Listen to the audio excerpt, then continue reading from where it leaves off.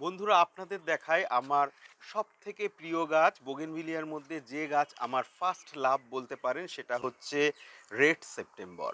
একসময় অনেক দাম দিয়ে আমি এই গাছ সংগ্রহ করেছিলাম এবং অনেক দাম এই কারণেই বলছি, তখন বোগেনভিলিয়ার ৫,০০০ টাকা দিয়ে কেনা মারাত্মক একটা হাই প্রাইস ছিল।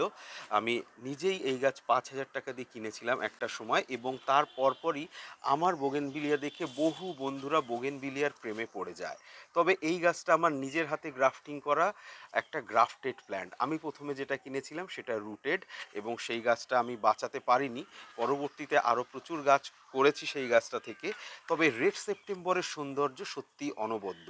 এর মাল্টি কালার ব্র্যাক্স, প্রথমে এটাই আমি পেয়েছিলাম মাল্টি কালার ব্র্যাক্স।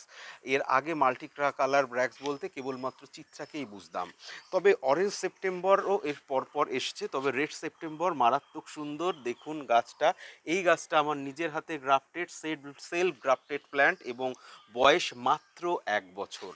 মাত্র ১ বছরে এরকম সুন্দর গাছ হওয়া কেবলমাত্র গ্রাফটেড প্ল্যান্টের পক্ষেই সম্ভব। সেজন্য আমি গ্রাফটেড প্ল্যান্ট অনেক ভালোবাসি, কারণ সময় কম, কারণ প্রচুর সময় যাদের কাছে আছে তারা অনেক বেশি সময় দিয়ে গাছ সুন্দর করতে পারে। তবে আমি গ্রাফটেড প্ল্যান্ট স্পেশালি প্রেফার করি হাই ব্লুমিং এবং সেন্সিটিভ গাছের ক্ষেত্রে।